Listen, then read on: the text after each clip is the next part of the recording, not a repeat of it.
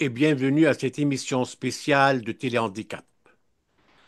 Paul Valéry, le grand écrivain français, écrivait un jour: Mettons en commun ce que nous avons de meilleur et enrichissons-nous de nos mutuelles différences.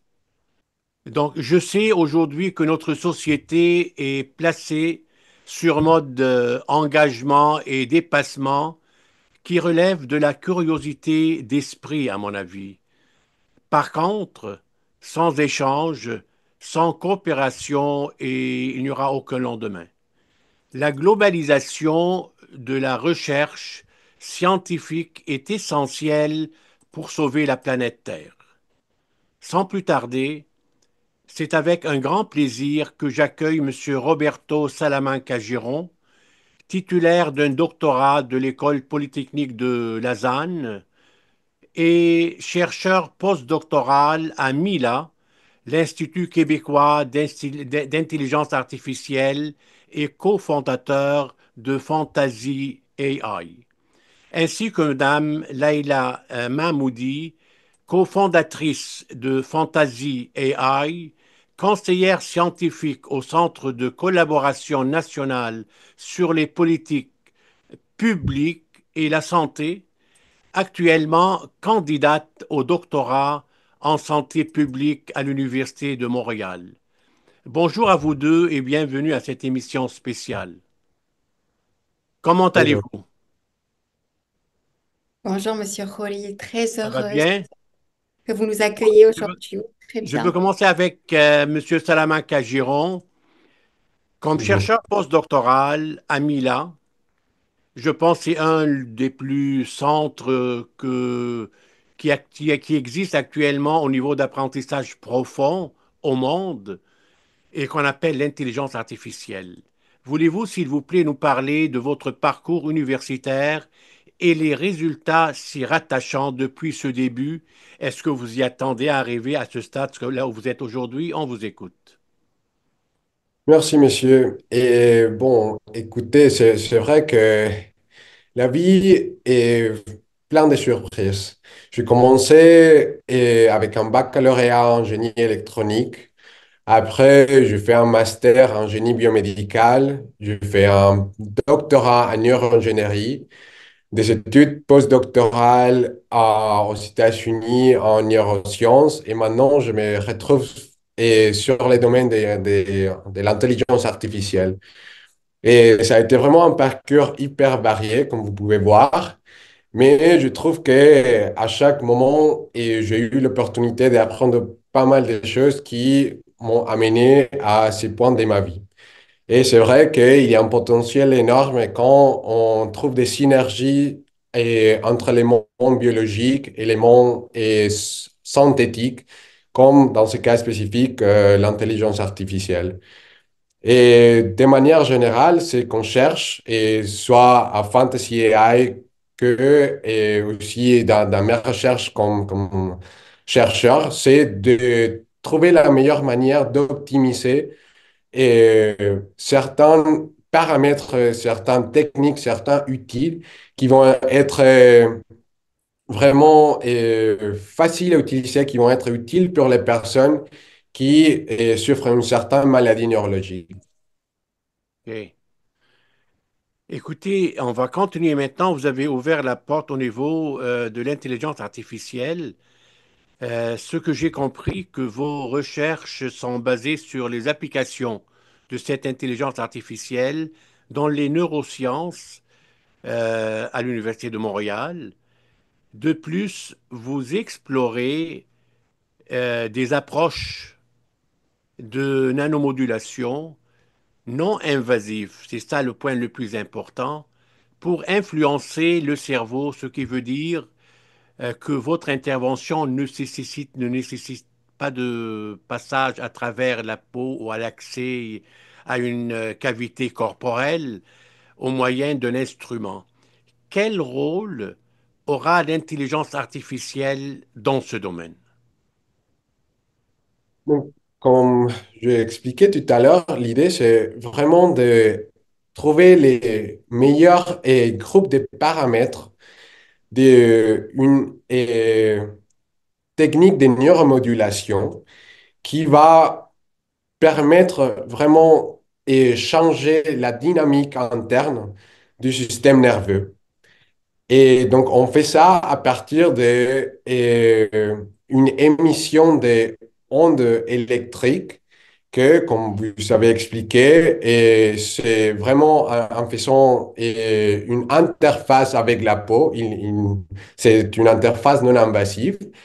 Et afin de savoir quelle est la meilleure manière de moduler le système nerveux de quelqu'un, il faut trouver les meilleurs paramètres. Et ça va dépendre, comme vous pouvez imaginer, des cas de chaque personne, de chaque patient.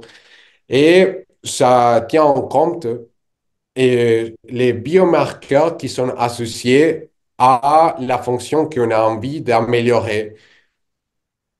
Ça veut dire, vous avez parlé au niveau de la peau, et je vais rester là-dedans. Ça veut dire votre travail, étant donné qu'il est non invasif, restera à l'extérieur de la peau. C'est ça, exactement.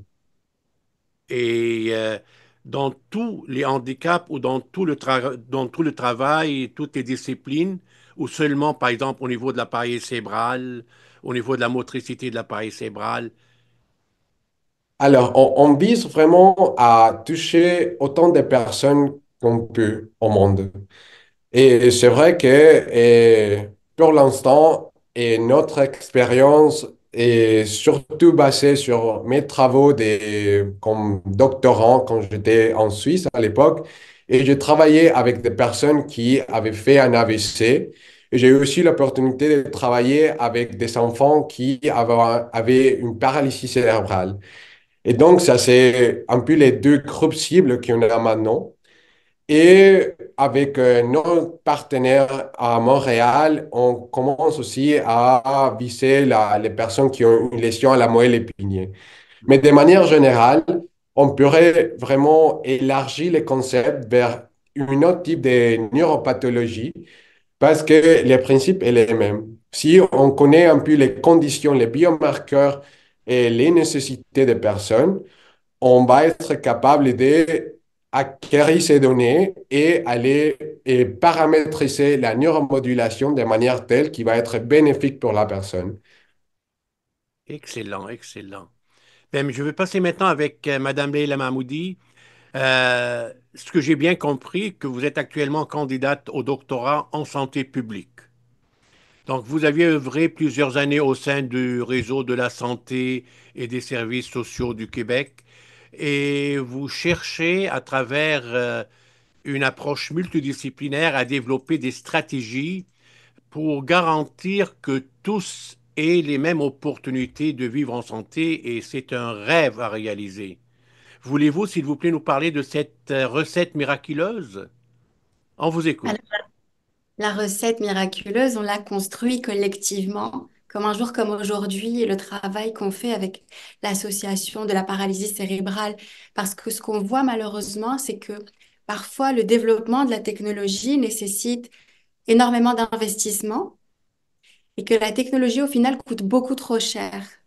Et donc, les personnes ne sont pas capables de l'acheter, les gouvernements ne sont pas capables de rembourser, et on voit comment ce type de technologie qui coûte cher peut aggraver des inégalités de santé entre les personnes qui peuvent se les permettre et celles qui ne le peuvent pas. Donc, nous, on adhère au principe de l'innovation responsable en santé et notamment au concept de la frugalité Oui. qui nous invite à développer une technologie de la façon la moins coûteuse possible pour s'assurer de son abordabilité. C'est excellent comme projet que vous faites actuellement là. Je veux rester avec vous. Euh, Vous êtes aussi cofondatrice et vice-présidente des opérations chez Fantasy AI. Je pense que vous êtes un polyglotte culturel et intellectuel, comme les autres polyglottes qui cherchent d'autres sujets et d'autres disciplines dans leur vie. Et vous êtes capable de traverser même les lignes rouges avec prudence et sagesse. Votre carrière relève d'un travail social au niveau de la santé publique. Si j'ai bien compris, Mais voulez-vous nous expliquer le point commun et surtout votre implication entre votre spécialité versus la réadaptation neurologique en intelligence artificielle? On vous écoute. En fait, dans ce projet-là, avec Roberto, ce qu'on a décidé, c'est vraiment de créer une communauté collaborative. On va inviter autant des chercheurs, des professionnels de la santé, des acteurs du milieu communautaire et des personnes qui vivent avec les lésions neurologiques elles-mêmes dès l'idéation du projet pour s'assurer et tenir compte de l'ensemble des perspectives. Parce qu'on valorise autant les savoirs scientifiques et les savoirs expérientiels. C'est aussi une façon de donner la voix aux personnes qui vivent la réadaptation, qui connaissent la réalité de la réadaptation, et de s'assurer que l'on développe une technologie qui réponde à ces besoins et non pas parfois une technologie qui est fantasmée où l'innovation et la technologie passent avant les besoins réels. Hum, Et hum. on peut aussi s'assurer de son adoption au moment de la commercialisation. C'est très sage comme réponse, c'est vrai, et j'y conviens là. Docteur Salamanca-Giron, on va aller plus loin là-dedans, dans votre spécialité. Vous êtes à la veille de produire un premier prototypage. On sait comment ça se passe. Il faut faire le premier, le deuxième, parfois le troisième pour atteindre nos objectifs. Et ce premier prototypage, c'est en développant une technologie de neuromodulation, comme on parlait tout à l'heure, électrique et personnalisée. C'est le mot personnalisé qui a attiré mon attention, accessible et surtout abordable. On sait très bien que la science nouvelle, les prix et les coûts sont vraiment toujours abordables comme la nanotechnologie, on le sait. Donc, vous faites tout ça en exploitant toujours l'intelligence artificielle. Ce qui veut dire, en exploitant cette intelligence, que grâce à des algorithmes d'apprentissage automatique, vous allez pouvoir adopter des stimulations électriques personnalisées et non invasives. Là, on l'a appris, le non invasive. Mais personnalisé, chacun il a sa part d'une façon différente que l'autre. On vous écoute. Oui, tout à fait. C'est exactement ça le point. Après avoir passé plusieurs années de ma vie en essayant de trouver les meilleurs paramètres pour chaque personne, à l'époque, on faisait ça vraiment à la main. Ça veut dire, on allait vers la littérature scientifique et on essayait vraiment de trouver avec tous les rapports, avec toutes les études, quelle pourrait être vraiment la meilleure façon de stimuler une personne qui avait fait un AVC et avait besoin d'une réadaptation motrice. Mais comme vous pouvez imaginer, et la lésion de chaque personne, et même s'il y a la même conséquence, n'a pas vraiment la même anatomie. Ça ne veut pas dire qu'il a la même dimension dans le cerveau ou dans le système nerveux. Et donc, la nécessité de chaque personne va être différente. Il y a aussi pas mal de facteurs, comme par exemple l'âge ou le genre de la personne, ou même les habitudes quotidiennes de la personne qui vont être un facteur déterminant. Et donc, il faut forcément tenir compte de ce qui se passe et dans le cœur de chaque personne. C'est pour ça qu'on va acquérir des données, aussi de manière non invasive, sur les tâches quotidiennes qu'une personne pourrait être intéressée à améliorer. Et avec ce type de données, on va les rentrer dans un modèle d'optimisation et basé sur l'intelligence artificielle qui va nous dire, OK, selon les caractéristiques du patient, on va être capable de stimuler de cette manière-ci afin d'améliorer un certain mouvement ou de diminuer une certaine tension musculaire. Par exemple, dans le cas de la paralysie cérébrale, et on sait qu'il y a plusieurs patients qui souffrent de spasticité. Donc, les spasticités, c'est une augmentation de la rigidité musculaire et on peut, et si notre technologie arrive à fonctionner, on va être capable de diminuer même ces rigidités musculaires. Mais dans le cas d'un autre patient, on pourrait être intéressé plutôt à augmenter ces rigidités afin de faire un mouvement. Donc, si j'ai bien compris, pour mieux comprendre cette spécificité dans vos recherches avancées, vous voulez dire que vous cherchez à révolutionner actuellement la réadaptation neurologique en offrant une thérapie sur mesure, on peut dire entre guillemets, Exactement ça. qui évolue au rythme du progrès du patient, c'est ça?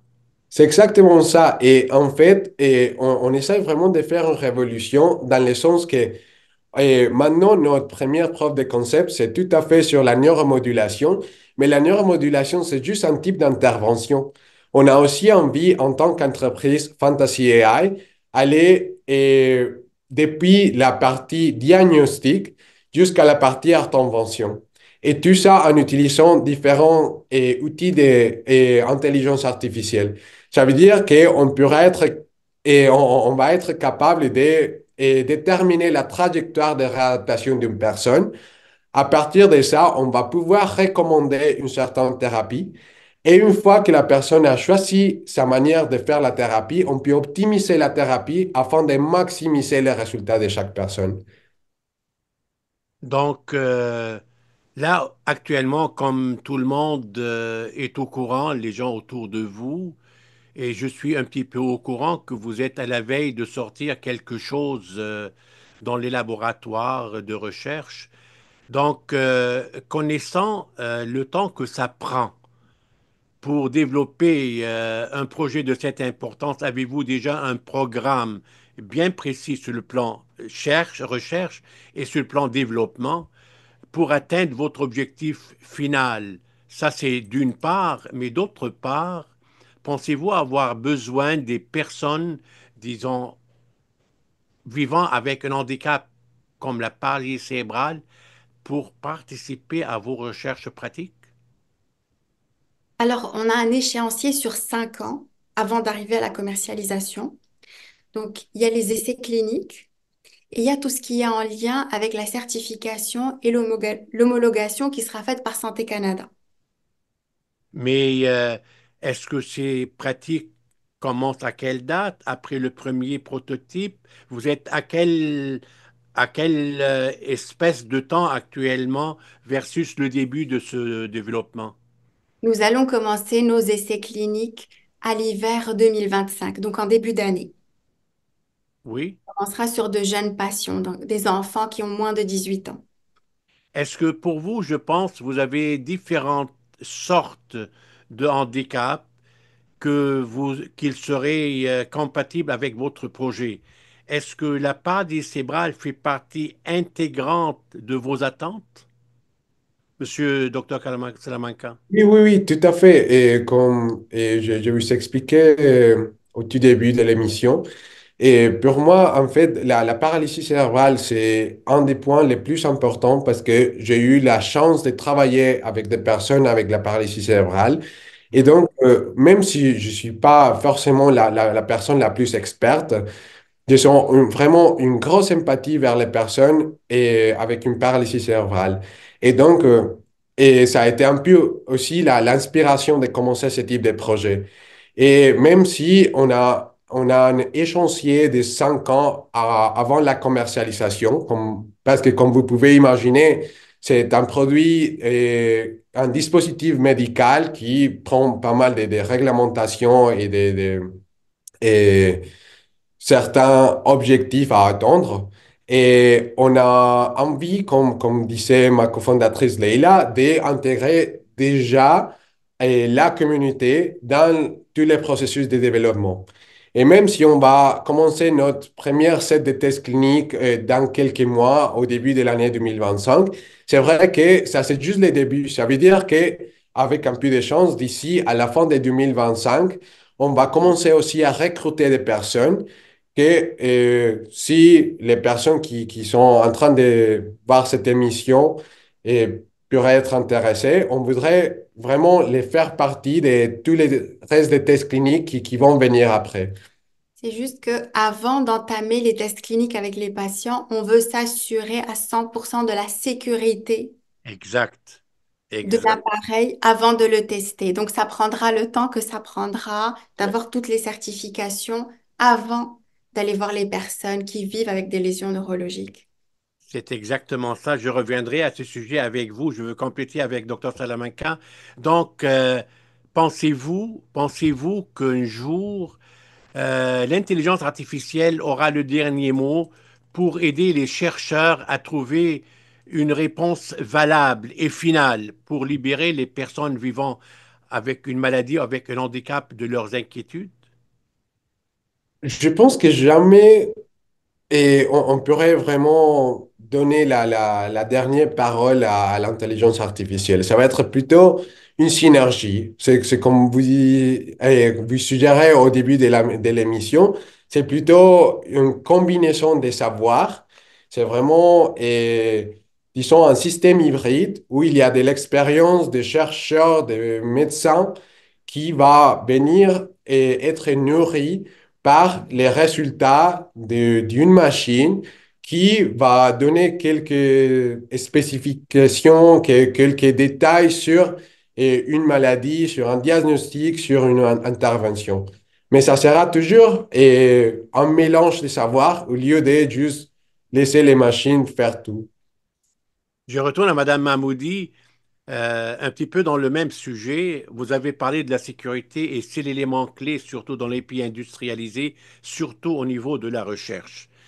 Êtes-vous d'accord avec moi que le gouvernement devrait nommer, comme on appelle, un chien de garde pour protéger cette innovation et surtout pour aller de l'avant parce qu'actuellement, on sait très bien que l'intelligence artificielle a pris sa place, même le dernier prix Nobel canadien et américain sont avec l'intelligence artificielle. Qu'en pensez-vous avec ce chien de garde? Parce qu'il y a des gens qui vont exploiter cette intelligence d'une façon négative. Et on sait très bien, on connaît très bien les conséquences. Qu'en pensez-vous de cette nomination? On est très favorable parce que, comme disait Roberto, l'intelligence artificielle, c'est un outil d'aide à la décision qui ne remplacera jamais le jugement humain. Il faut aussi faire attention aux biais. Par exemple, nous, on va développer ou entraîner l'algorithme peut-être avec des patients au Canada. C'est différent qu'avec des patients qui vivraient actuellement en Colombie, au Maroc ou au Congo.